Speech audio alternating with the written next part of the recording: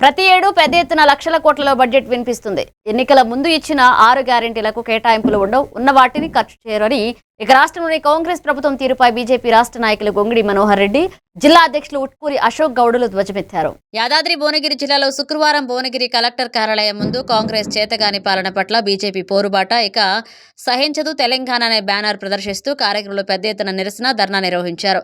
రాష్ట్ర ప్రభుత్వం తీరును వ్యతిరేకిస్తూ పెద్ద ఎత్తున నినాదాలు చేశారు. ఈ సందర్భంగా మాట్లాడుతూ ఆరోగ్యశ్రీకి సంబంధించిన ఆసుపత్రులకు బిల్లులు చెల్లింపు లేవని, గత 5 సంవత్సరాలుగా కళాశాలలకు 10,500 కోట్ల రూపాయల ఫీజు రియంబర్స్మెంట్ బకాయిలు, రిటైర్మెంట్ ఉద్యోగాల బెనిఫిట్లు చెల్లింపులు లేవన్నారు.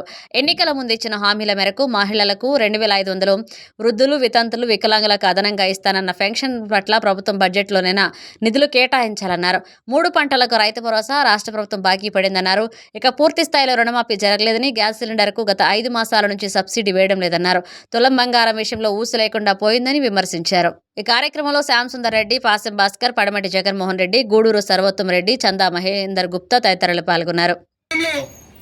గతంలో ఉన్నటువంటి బీఆర్ఎస్ ప్రభుత్వం కానీ, అంతకుముందుకు ఉన్నటువంటి టీడీపీ ప్రభుత్వం కానీ భువనగిరి పట్టణానికి ఇండోర్ స్టేడియం కోసం కాంగ్రెస్ పార్టీ మాటలు, నాయకుల మాటలు నమ్మరని అధికారులు కూడా మరి తప్పుదోవ చేస్తున్నారు. మేము ఇక్కడ ఉన్న అధికారులను కూడా ప్రశ్నిస్తా ఉన్నాం. 22A క్రమబద్ధీకరణ అంటారు, కేసులు పెడతామంటారు. మరి గతంలో రిజిస్ట్రేషన్లు అయినాయి, లోన్లు తీసుకుర్రు.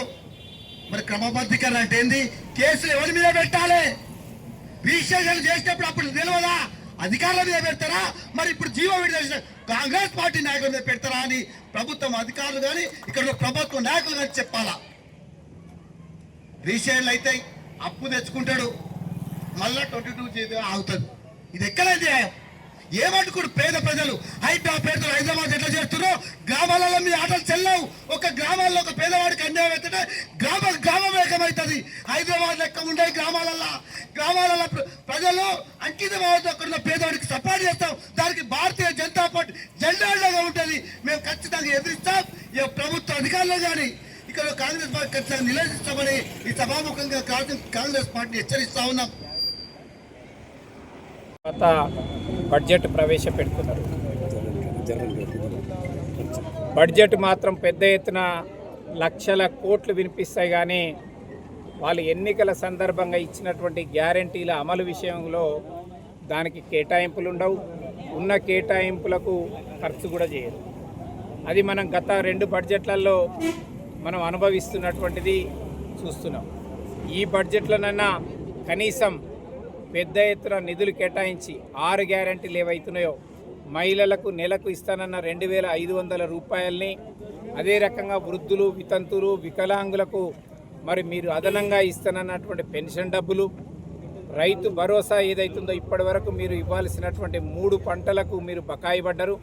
3 పంటలకు రైతు భరోసా ఇవ్వాలని చెప్పి, అదే రకంగా ఈరోజు మరి రుణమాఫీ కూడా ఇంకా కొంతమంది రైతులకు కాలేదు.